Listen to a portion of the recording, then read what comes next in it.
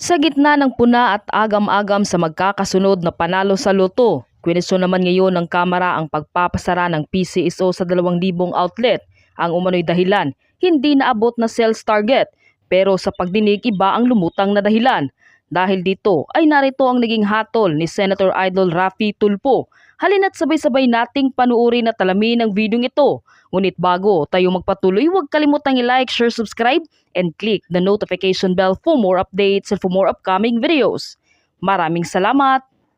Usap-usapan pa rin hanggang ngayon ang halos magkakasunod na pag-anunsyo ng Philippine Charity Sweepstakes Office o Pcso tungkol sa pagkapanalo ng mga mananaya sa Lotto na nag-uwi ng nakakalulang cash prize na aabot sa milyon-milyong piso. Matatandaan na noon lamang Martes, January 16, tumataginting na 640 million jackpot prize ang napanalunan ng solo bitor mula sa Maynila sa Super Lotto.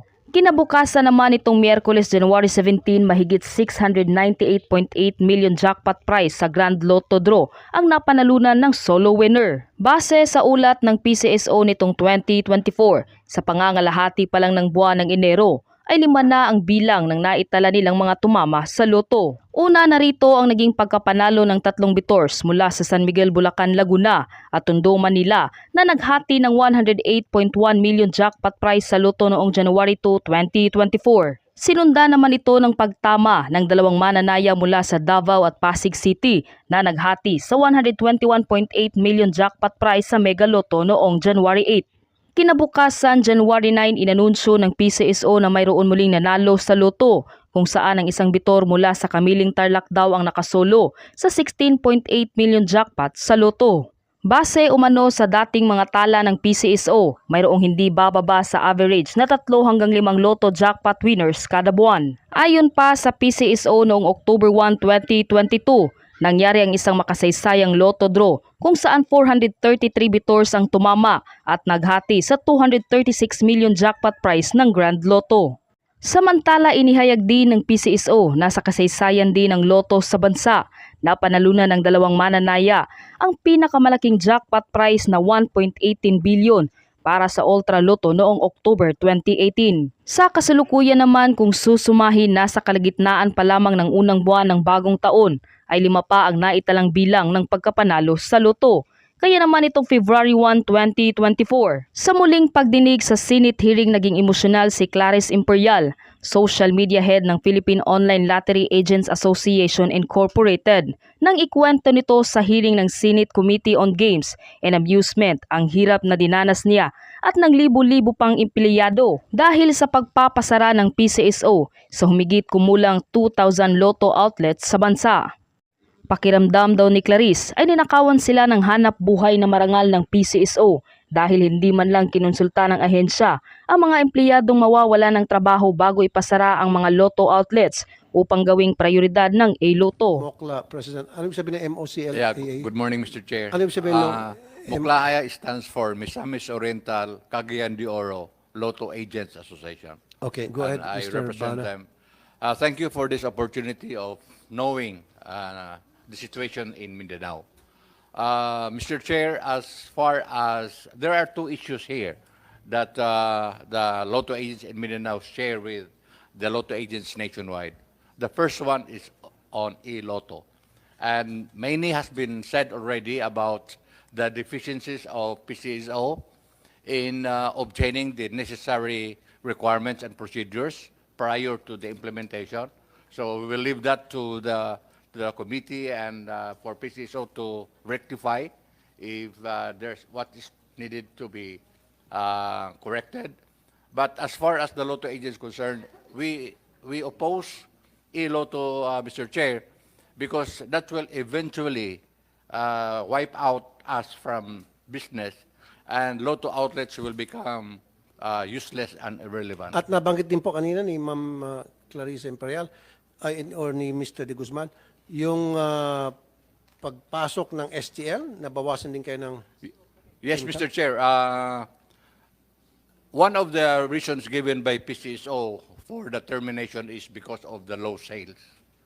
But in our situation in Mindanao, we are not to be blamed if ever our sales are down.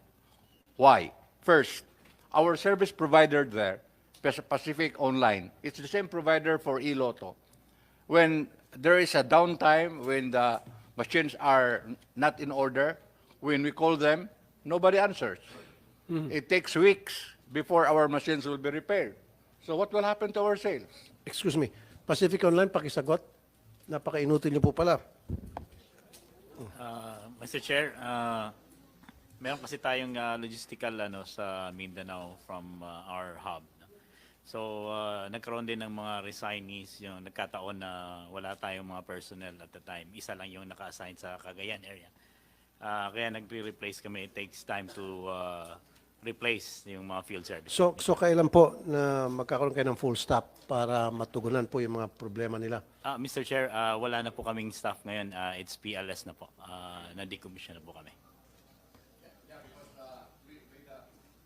With the introduction of the FLX, Your Honor, so the machines of being used by Pacific Online is not anymore being used. But in the past, prior to the FLX, we are using those machines, and which are defective. And there's a joke among ourselves that when we call the hotline, it's a cold line because nobody answers, and it takes weeks to.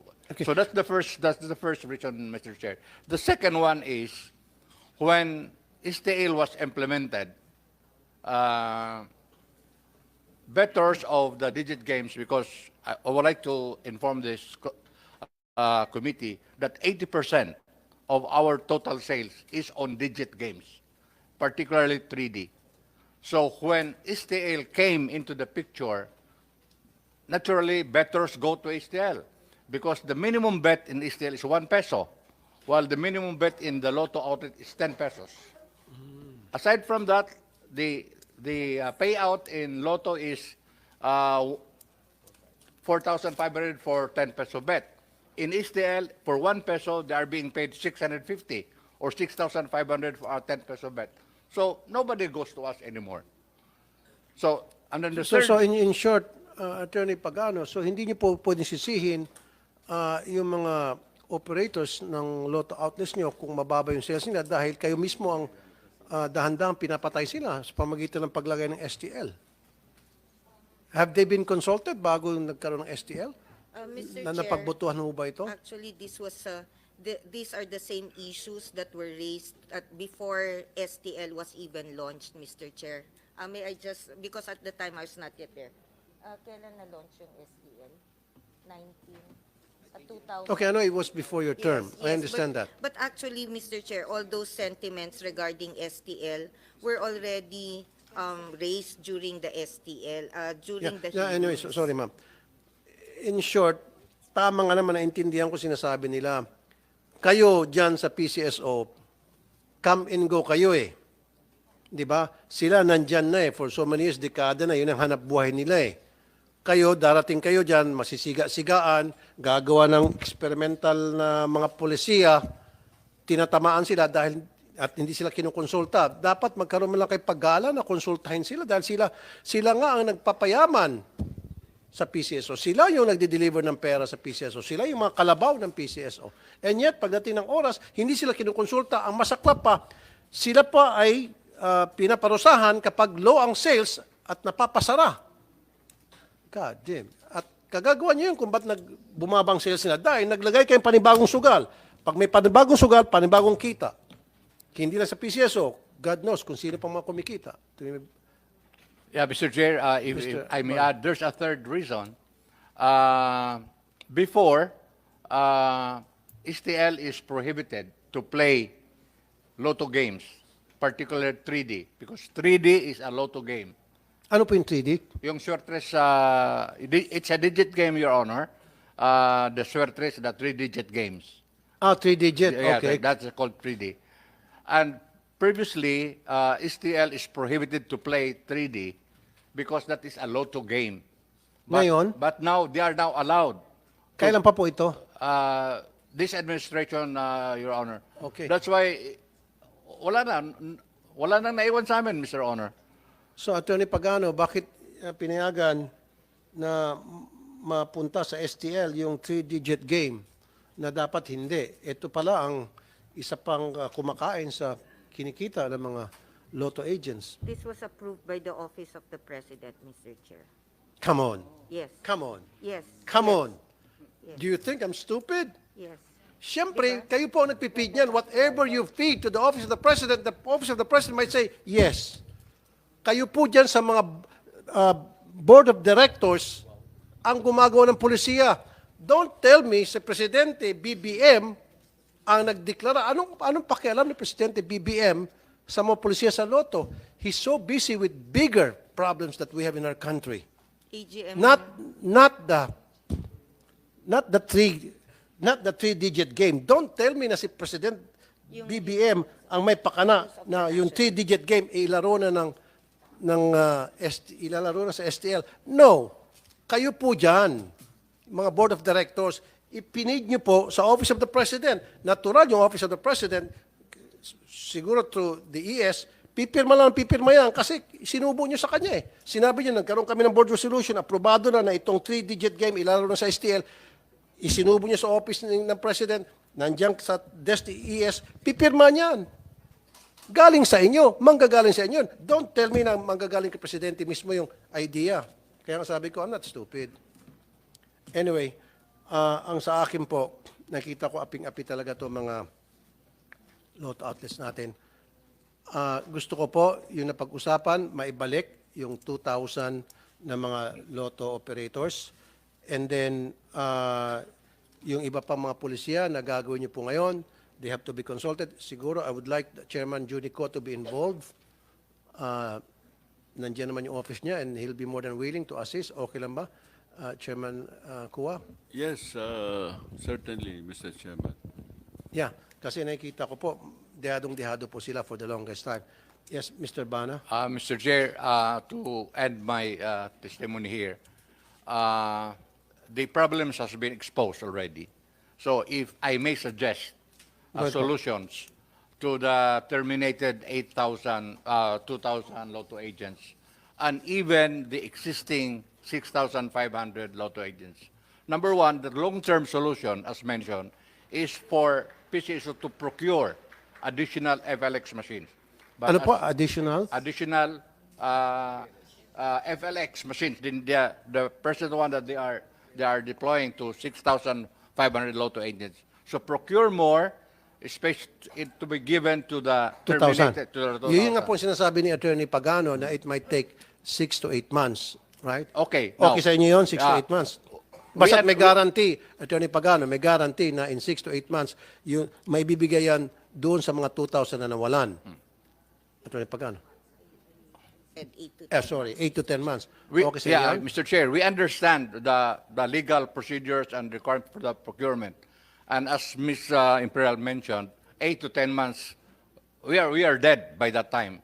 So the second suggestion that I made for the medium term is to use the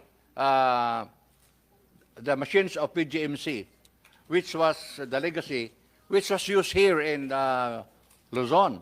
And to my understanding, it is still usable. So as our stopgap measure, maybe we can use that.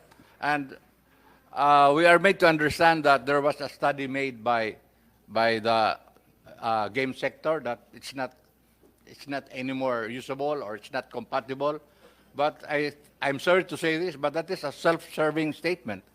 Let an independent entity check whether it can still be used, because we are willing now. Of course, there will be problems because it's an old machine, but that is better than none. Okay? So Okay, I would suggest okay, that may suggestion po ako, ganito. Habang iniintay po yung 8 to 10 months na FLX machines, bakit hindi po muna natin paggamitin sila nitong legacy fixed terminal? Earlier, that is Na not para, ours. kasi naintindihan ko po siya sabi ni Miss Imperial, 10,000 ang renta bawat buwan. Kung nakatenga lang sila at wala silang kinikita, 10,000 times 8, that's 80,000. That is not ours, Mr. Chair, and that was under a lease agreement, di ba? Yung lease agreement which has already expired. Mr. Chair. Yung itong legacy. Yes po. Those terminals are not ours. the lease agreement over those terminals has already expired last year, Mr. Chair. So wala nang gumagamit nito. Wala na po. And it's owned by PGMC. I have not even talked to PGMC if they still have those terminals. Okay, Mr. Bana? Yeah, it was mentioned in the previous hearing that our President, Ms. Javier, has approached the office of the OGCC. And the OGCC is willing to extend the ELA, the Equipment Lease Agreement, in Oh, yun order naman for pala. those machines. So willing. It's just waiting for the request from Pcso so that OGCC can give its opinion. Nandito ba yung OGCC? Very good. Attorney Katrina Reyes, ma'am. Totoo ba? Your Honor, I was not privy to that meeting, so But can I you will check? have to check, yes. Can you make a phone call now? Yes, Your Honor. Ngayon na? Yes, Your Honor. Okay. So, kung merong ganon na, ano sabi niyo ulit? Instructions from OGCC na extend yung lease para ma-accommodate po yung sitwasyon ninyo? Ma'am Evelyn can... No, gusto ko lang. Ganon? Yes, Mr. Chairman. Okay, kung merong ganong... They're willing to extend sana until January, until such time na maka-order sila ng bagong machine. But the January thing this is- year. Oh, yeah. Pero nag-lapse na. Nag-lapse na po. Pero hindi po sila kasi nag-apela eh. They were only asking kung pwede sila mag-appeal. I mean, from the general manager to appeal. I mean, Sir Arnel Casas, AGM Okay, Casas well, knows tapos na that. po yun eh. Okay. Water under the bridge. Pag-usapan po natin ngayon. Yeah. So, pwede ba ulit mag-issue ang OGCC? Hindi na pwede, too late na. Well, if ng Pcso extension would of lease. ask, siguro po. If Pcso? Pcso would appeal and would Just to ask. accommodate the Mr. 2,000. Chair, I will just have to answer outlet this agents. regarding legal requirements. An expired contract can no longer be extended. As I mentioned, that is an expired contract. And I don't think OGCC will have jurisdiction or authority to order Pcso to extend a contract that has already expired. Perhaps Judge Cat can confirm. Well, anyway, sabi lang po nila yon. Kaya nga, sabi ni Attorney Reyes, she's not aware of it. That's why I said make a phone call. But anyway, January pa pala na-expire na. Ganito na lang po, kasi marami pa akong tatakel. Meron pa tayong pag-core, mahaba rin po. Kasi, sige po, para hindi yes, Yeah, Attorney one Jose. last thing, Mr. Chair. As an immediate assistant to the Lotto agent, may we request that STL Games, kinuha na yung Lotto sa iLotto, kinuha na po yung 3D sa STL Games. We request that STL Games can be played inside Lotto outlets, and that will make us survive until such time that the FLH machine will come in. Pero yung STL, may mga operators yun. Opo, in other words, the AEC, the Authorized Agent Corporations, will be allowed to tap the Lotto outlets to play STL inside Lotto games. Then we will survive. Okay, social media ng Palay. Mr. Chair, yung request po namin na yung STL, sana sa amin na lang, kasi may mga pwesto po kami. Actually po, nagka-STL po ako dati sa loob ng Lotto ko. Kasi may tumabing STL sa Lotto ko. Sabi ko, ipasok nyo sa akin. Ang problema sa STL kasi minsan illegal, minsan legal. Hindi namin alam kung alin ang Oh yeah, legal. kasi karamihan sa mga STL, may-ari, mga gambling lord din eh. O kaya po, ang pakiusap lang po namin, yung immediate na makakatulong po sa aming mga Lotto agents is yung STL, ipasok na lang po sa I loob don't know ng the legal Lotto. technicality Yun about lang that kasi po yung ang- STL may mga kontrata na yan at Attorney Pagano, possible ba yung request nila na pwedeng magtaya ang STL doon sa mga machines nila? Legal nga po yun eh. Actually, Mr. Chair, the STL has a separate IRR which has already been in place since the time it started in 2017. Iba rin po ang draw court ng STL, kaya I'm not really familiar with the procedure that they are proposing because STL has its own draw court. And it is required that they are 200 meters away from the Lotto outlet. So yung pag nagpapataya ho sila ng STL doon, illegal nga ho yun eh. Bawal ho yun. Ganito lang po, sorry kasi meron pa po tayong pag-core.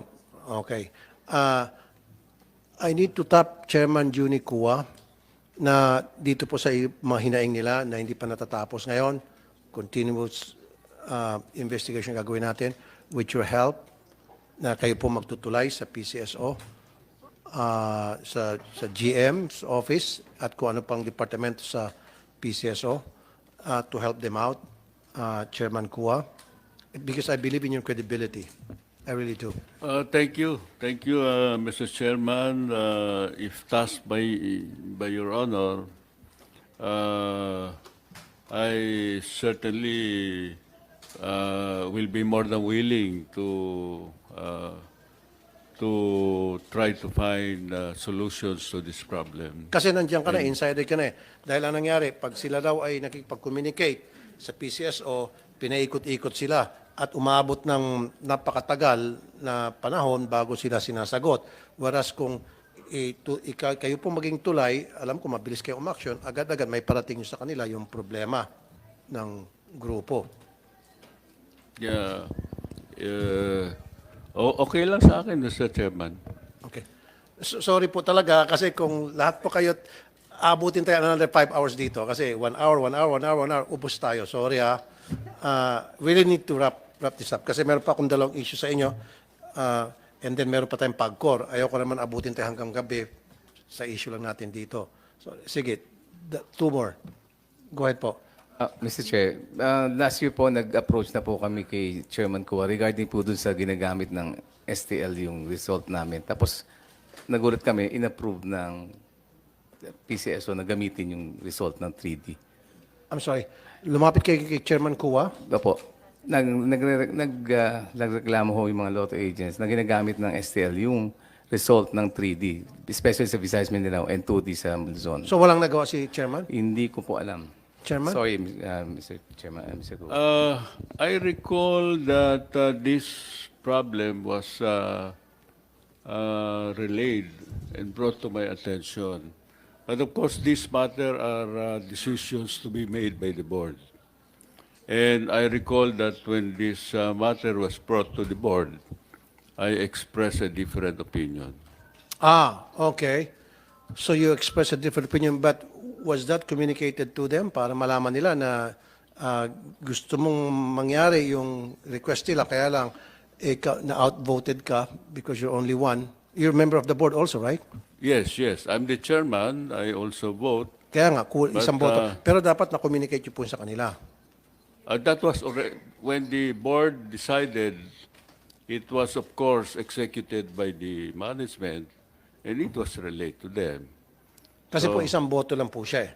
So, it doesn't mean na lumapit kayo sa kanya, wala siyang ginawa, meron siyang ginawa, kaya lang. Actually, sabi po ni Chairman, kampi naman ho siya sa amin regarding, ayaw niya kung ginagamit ng STL yung result ng 3D. Kaya ito lang po, Mr. Chairman, pag meron po sila mga hinaing and then pumunta sila sa iyo, and then kung sa tingin niyo po, pinaikot-ikot kayo, pwede ba kayo pumunta sa amin, ihiring natin para ma-expose in the name of transparency, malaman natin Pwede. kung umaksyon ba o hindi ang PCSO.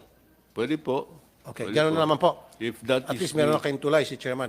And I If really trust his credibility. I know, Chairman Kua, this gentleman has been a public servant for so many years and impeccable po ang kanyang credibility. So, nakita niyo naman po yung hindi niya natugunan yung sumbong dahil isa lang siya sa board. Pinagbubutuhan po yan. Okay? Thank you po. Thank you, Mr. Sige Chair. po. Thank you, Chairman Tua. Sunod po na ating... Ma'am, meron pa ulit? Thank you.